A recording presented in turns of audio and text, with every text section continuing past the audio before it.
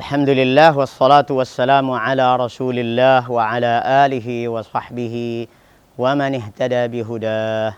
Amma ba'd.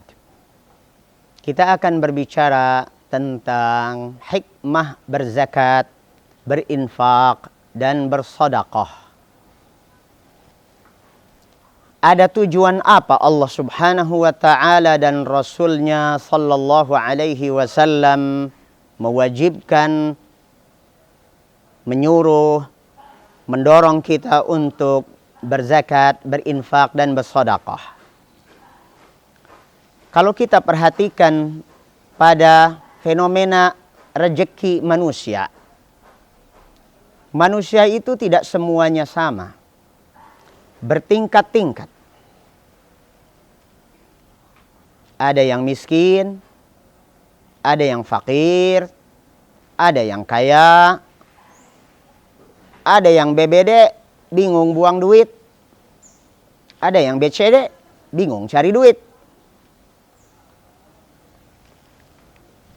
Saudaraku, Allah Subhanahu wa ta'ala juga tahu betul karakter kepribadian manusia dalam menyikapi harta yang Allah berikan. Manusia diciptakan, hatinya dikemas dengan kecintaan terhadap harta. Yuhibbunal mala hubban jamma. Sangat mencintai harta. Wa uhdiratil anfusus syuh. Dan hawa nafsu itu dibalut dengan kepelitan untuk mengeluarkan harta. Sedangkan harta yang dimiliki oleh seseorang itu tidak mutlak murni keseluruhannya adalah milik dia. Di dalamnya Allah Subhanahu wa ta'ala letakkan ada hak orang lain. Dari semua ini Allah Subhanahu wa ta'ala ingin menjadikan kehidupan ini seimbang. Sehingga ada sinergi antara si miskin dan si kaya. Dan di sana ada saling menyayangi, saling mengasihi. Yang kaya mengasihi yang miskin dengan hartanya, dan berikutnya yang miskin akan memberikan dukungan, doa, kemudian bantuan secara fisik atau jasa-jasa yang lain. Sehingga dengan demikian umat Islam ini secara global adalah ummatan wahidah, menjadi umat yang satu, saling membantu, saling menolong, saling menyokong, bukan saling menggerogoti, bukan saling mencuri, bukan saling korupsi, bukan saling merugikan. Kalau kita perhatikan dan kita tinjau dari aspek-aspek tujuan disyariatkannya zakat, maka kita dapati poin pertama, az-zakatu ibadatun maliyatun. Zakat merupakan ibadah finansial, ibadah yang melekat pada harta. Walaupun zakat badan, zakatul fitri, tetap saja yang dikeluarkan harta kan? Bukan zakat badan kemudian kita keluarkan hidung, keluarkan tangan, tapi yang kita keluarkan tetap harta. Dan ini merupakan ibadah yang khusus, sebuah variasi di dalam ibadah, sehingga ibadah tidak selalu dari segmen badan, dari segmen waktu, dari segmen perkataan dan perbuatan, tetapi lebih dari itu ada variasi ibadah di mana Allah Subhanahu wa ta'ala jadikan keselamatan kita di dunia dan di akhirat juga lewat harta yang kita miliki. Yang kedua, tinjauan yang kedua adalah tinjauan etis psikologis, tinjauan akhlak. Dari sudut akhlak, maka zakat adalah taharatun minal bukhli wasyuhhi wattama'i. Zakat merupakan alat pembersih. Alat pembersih kepribadian kita dari sifat bakhil, dari sifat pelit, dari sifat sempit dada, dan dari sifat kerakusan.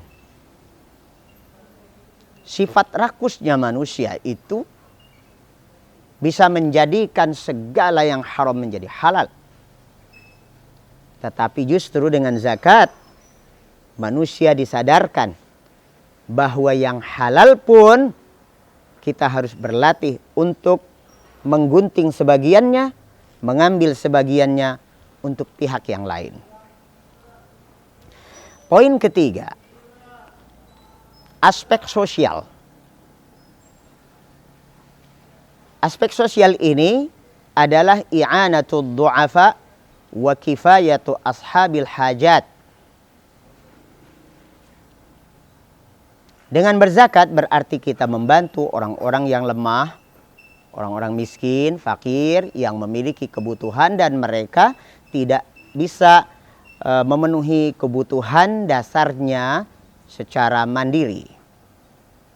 Maka Allah Subhanahu wa ta'ala meletakkan sisi yang bisa membantu mereka pada harta kita. Kata Allah Azza wa Jalla, "Walladzina fi amwalihim haqqum ma'lumul lis-sa'ili wal mahrum." Dan orang-orang yang di dalam hartanya ada hak orang lain yang jelas, yaitu orang-orang yang menjadi peminta-minta atau pengemis ataupun orang yang tidak memiliki harta. Dari sisi sosial juga kita pandang zakat itu memiliki jangkauan sosial dari sisi stabilitas hubungan sosial. Az-zakatu tunammi ar-ruhal ijtima'iyyah bainal afrad. Dengan disyariatkannya zakat, maka kepribadian seorang muslim akan menjadi komponen masyarakat yang membangun. Bukan komponen masyarakat yang oportunis, hanya bisa mengambil manfaat dari orang lain tanpa bisa memberikan manfaat kepada orang lain. Maka ruh sosial, jiwa sosial seorang muslim itu dibentuk diantaranya dengan syariah zakat, infak, dan sedekah. Sehingga antar mukmin terjadi rasa cinta, rasa kasih sayang. Sebagaimana kata Nabi SAW, "Mathalul mu'minina fi tawaddihim wa tarahumihim wa ta'atufihim mathalul jasadi idza ishtaka minhu 'udwun tada'a lahu sairul jasadi bis-sahari wal humma." Perumpamaan hubungan antar orang-orang beriman dari sisi saling menyayangi, saling mengasihi, saling mendukung adalah seperti halnya sebuah jasad, satu tubuh. Satu tubuh itu ada komponen-komponennya. Kadang-kadang gigi sakit, mata sehat. Kadang-kadang mata sakit, gigi sehat. Perut sakit, mulut masih tetap pengen makan. Tapi yang jelas ketika tubuh itu ada salah satu saja anggota badannya yang sakit, maka seluruh badan itu ikut merasa demam. Maka dari itu, demam merupakan fenomena atau simptom atau gejala yang bisa ditengarai sebagai indikator bahwa orang ini sedang sakit. Kemudian yang kelima adalah tinjauan ukhrawi. Tinjauan ukhrawi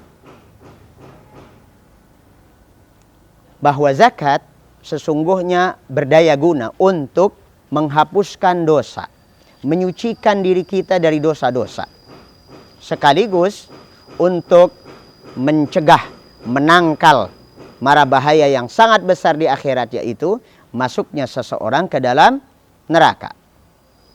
Maka kata Allah Azza wa Jal, wa rahmati wasi'at kulla syai' fasa'aktubuha lilladzina yattaqun wa yu'tuna az-zakata walladzina hum biayatina yu'minun. Dan rahmatku, kata Allah Azza wa Jal, meliputi segala sesuatu. Aku akan tuliskan rahmahku itu, aku tentukan rahmahku akan kuberikan untuk orang-orang yang bertakwa, menunaikan zakat, dan beriman terhadap ayat-ayat kami. Dan kalau kita perhatikan pada hadis Nabi Sallallahu Alaihi Wasallam terkait hukuman bagi orang yang tidak menzakati hartanya, bahwa harta tersebut akan diubah oleh Allah Azza wa Jal menjadi setrika panas, setrika api yang akan disetrikakan kepada punggung dan perut orang tersebut. Na'udzubillahi min dzalik. Maka dari itu saudaraku kaum muslimin, kita yang sudah memiliki kewajiban berzakat, jangan lupa, perhatikan, waspadalah. Mungkin bisa jadi kita termasuk orang yang terancam dengan hadis tadi. Jangan sampai kita sampai di akhirat harta kita tertumpuk di dunia, dijadikan setrikakan ke tubuh kita. Na'udzubillah min dzalik. Bertemu kembali pada episode yang akan datang. Assalamualaikum warahmatullahi wabarakatuh.